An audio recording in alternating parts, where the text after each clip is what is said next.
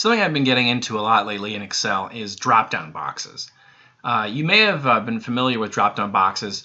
If you fill out forms online, it's commonly used. It gives you the ability to choose from a set of options and make it really simple. It can be really useful in Excel if you want to have multiple scenarios or multiple iterations, or if you want to maybe dummy-proof an Excel file and make it really simple. So I'm going to show you how to do it. So you go to the data ribbon at the top. In this example here, I made up this fictitious company, ABC Company, and I have I have their sales volume right here, and I have different years, 2018 through 2023, and I have different sales volume scenarios. So the low option is the lowest sales, and then I have medium and high is the highest sales. And I also have a sales price scenario, unit price. And so I have a by year, and I have a low, medium, high as well. And so what I want to do is have a drop-down box for each of these different scenarios. A drop-down box for volume and a drop-down box for price. So what you do is you go to the data ribbon, and it's kind of hard to see here. Let me zoom in a little. It's this little kind of weird two lines here, and it's called data validation. You can do a lot of fun stuff with data validation. I'm only going to really talk about one thing today. But what you go is you go to the Allow option, and then you go to List. And so right now I'm in the cell that I want, which is Sales Volume Scenario, and then I highlight what I want to be in this list. And so for this example, I'm just going to highlight the cells that I want right here, so my low, medium, high. And I'm going to hit OK. And I'm going to go to the drop-down box, and then, oh, there it is. I can click on low, I can go medium, or I can go high. Then I'm also going to do one for down here really quick too. Go back to the data validation, go to list, and then highlight what I want. And then set that to low. So a word of just a caution FYI, if you delete one of these cells, let's say like I delete this, it's gone, it's not there, it's a blank. But you can also, let's say, want to rename this to very low, for instance. It would work that there too. It would be an option, very low. But I actually just want to go back to low. So drop-down boxes can be a great tool in Excel. You can also click on drop-down boxes. These are vertically, but I could do it for years. For instance, if I want to do years, I could just highlight these kind of sections and work for years as well. So again, here I have the ABC Company, and right now I have the list of volume by year, sales volume, and I have sales price. And then over here I have some assumptions highlighted in yellow. So I have a variable unit cost of $150 per unit, and I have a $1 million fixed cost. And you may want to figure, hey, I want to know what my profit will be by year and in total if I change some of these assumptions. Like, for instance, if I use the low volume but maybe the high price, what will my profit look like? Now, you could just do the math every time and you'd get the answer. But if you want to flip back quickly and get the right answer and just use a drop-down box, for instance, and change the answer and see what you get, you can do that in Excel. So when you have tables like this, it's a really nice feature to use the index match formulas together. And I'll go through that really quick here. And I'll end up putting the volume right here and then the price right here. So I'll start off with the match, and this will be for the volume. And I'm going to do, so you do equals, let's zoom in here really quick. So I'm going to do equals match. And what match basically does is you can see right here, it says lookup value. So what value am I going to look up? I want to look up the low sales volume. And then I want to find that in an array or a table. So I'm going to highlight a section, and then so it's going to basically look for the low in this table and tell me what row it is in this table. So I'm going to hit comma, and then do I want a less than match, a greater than match? I want an exact match, so I click 0. So you click, do that and hit OK. And what this is telling me is it's looking for this volume, and then it's looking for it in this group of cells, and it says this is the first cell in that group. And watch, I'll change it to medium, and it'll go to 2.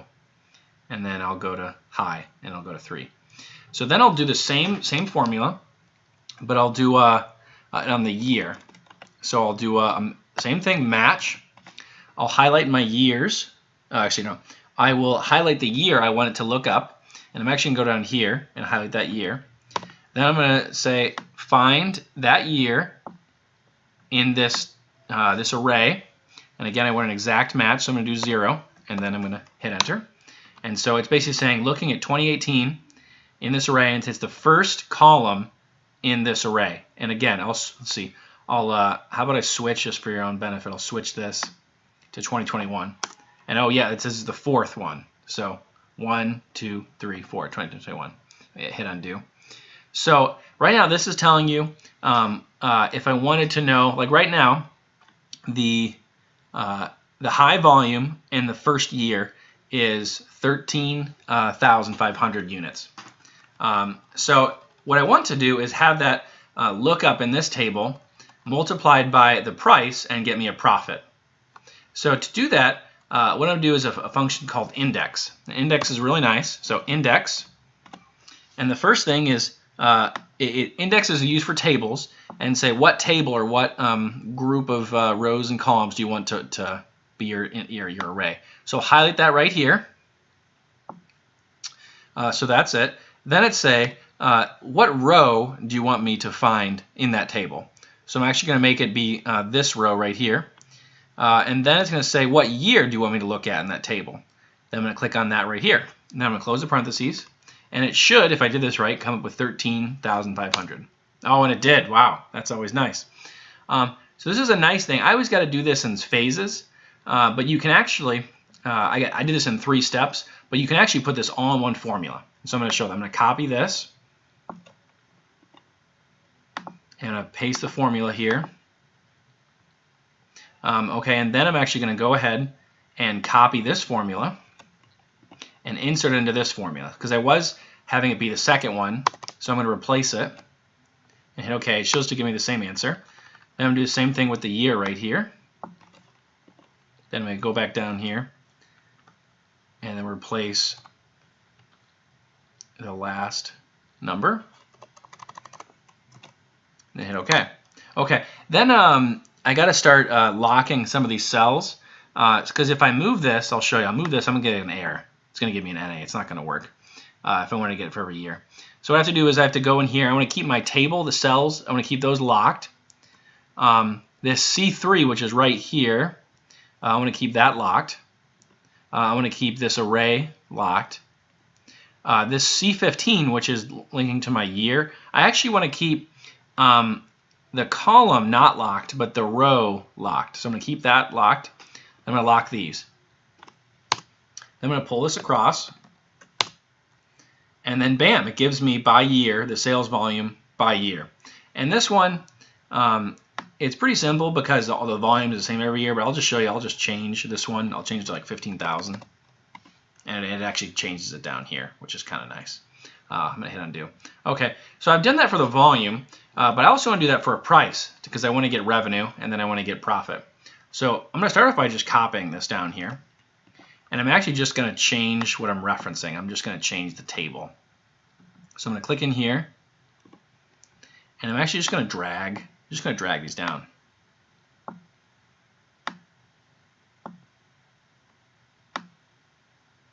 And I'm going to drag this one down too right here.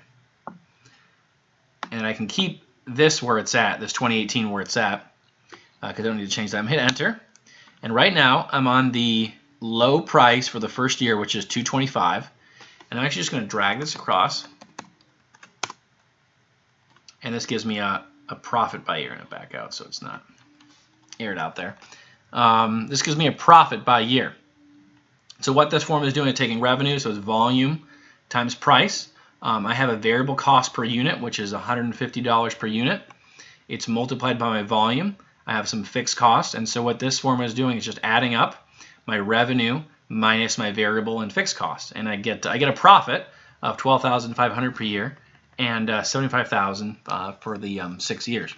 So The index match kind of pairing is really good if you want to kind of look at a table. And in this case, it's really good is I'll adjust my sales price, and it actually will adjust automatically down here.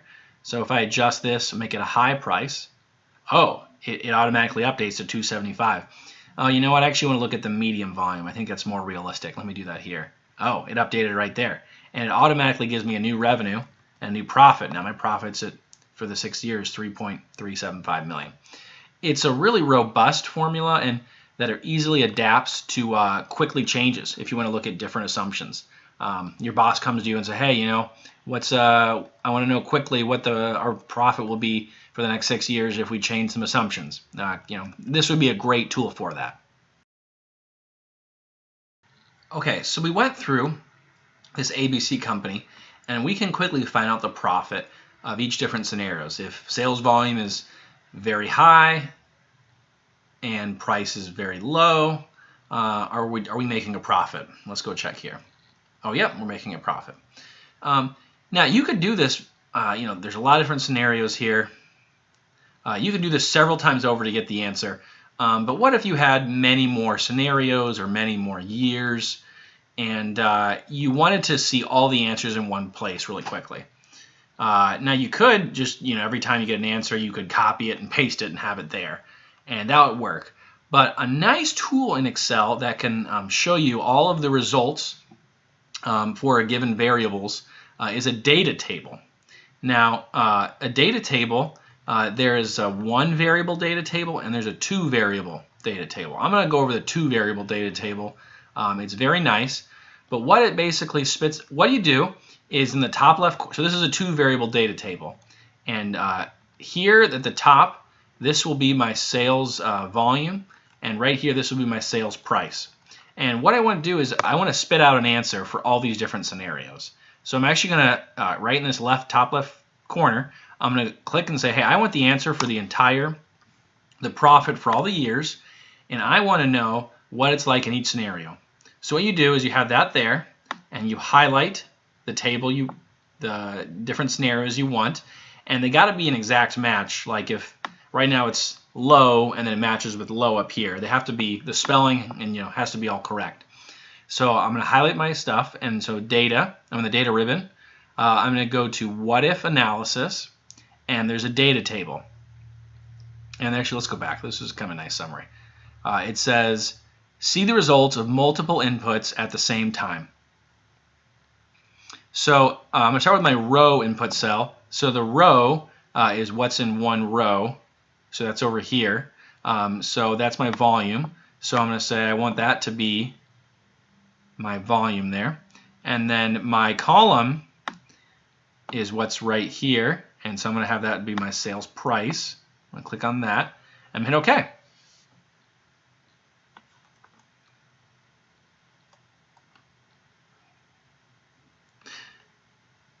And then right now you see all the different possible answers. So if we have a low price and low volume, we'll lose 1,050,000 over the 6 years. And let's just test that. Is this data table working? I always like to test it just to make sure it didn't mess it up or anything. So low, and it gets me, oh, minus 1,050,000. And I can do this again. Let's go high, and will I get, just to check, does it get you the right answer? 4,125, 4,125. So that matches. So this is a really nice tool for to make understand all the decisions. And you know what I could do right here is I want to highlight just for people to see. I'm going to go to the Home tab and Conditional Formatting. I'm going to create a rule, and I'm going to go to greater than, and I want anything greater than 0. I want that to have a green text, green for good. So anything in green in this table is a good thing. So we could have high volume but low price and still make money. But we can't make money if we have low or medium price at low volume. That's impossible. Won't work out. So the data table is a really good tool. Usually what I do here, actually, because this left here, because you don't want people to see this, I usually just make it white. And then it kind of looks kind of normal. I kind of spruce it up, maybe bold it, and kind of make it nice here for people to see. And so you can do different versions. A rule of caution is data tables can be, there's a lot of functioning power or calculating power, and so sometimes it can slow your file down if you had a lot of them. Or it can, every time I do here, I'll just like type something here, and then okay, it didn't work. But usually this will recalculate every time, and it'll like blink for a second, and it'll calculate again. But the data table is a very useful tool if you want to understand how changing inputs affect a bottom line answer that you're looking at. This ABC company, as we've discussed, has two different scenarios for sales volume and sales price.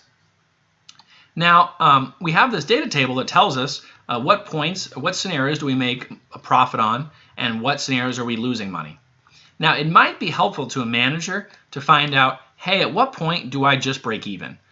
Let's assume a low sales price, but what's the minimum I have to sell in order to make money, in order to just break even and get zero profit, I mean. Now, you could just plug and chug. And you know, sometimes this is plug and chugging is an easy, quick thing. Like, let me just type in 13,000, and you know, you could do that. And oh, I'm closer to zero, but I'm not quite there. So you could do that, you know, tons of times so you get there, and it's not bad. But sometimes a quicker solution is what's known in Excel as goal seek. And goal seek is on the data ribbon. And if you go to the what if analysis again, you go to goal seek. It says here, find the right input for the value you want. So what I'm going to do is I'm going to look at my profit right here. It says set cell. So I'm setting this cell I-21, and I want to know when do I break even. So when do I get zero profit? And how much volume do I have to sell with low sales prices? So I want to set my profit to my profit cell to zero, and I want to change my volume. And right now, this formula, this 11,000, this cell is linked to all these future cells. So if I change one cell, it'll change all these future cells. So I want to see how much does this have to change just to get zero profit. So I'm going to hit OK, and it's going to calculate a number, and that was actually pretty quick. Hit OK.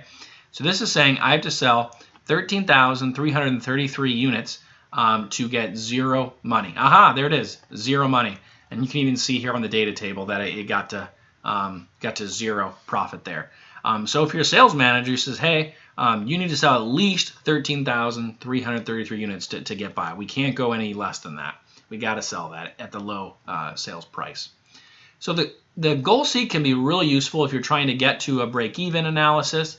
You know, I could do it on break-even price. I could do it reverse. I could keep the volume the same and say, you know, what price do I have to get to break even? Or I could even do it, what variable cost? I could change this to, you know, 125, for instance. I'm going to hit undo here. And, you know, what variable cost do I have to, I'm going to type in 125. Would that get me to zero? You know, you're in the money pretty good there in the low volume scenario. But you can do this in a lot of different scenarios. Goal seek is a great way to get to a certain result. I often use it to get to zero, to get to a zero profit or zero, you know, break even.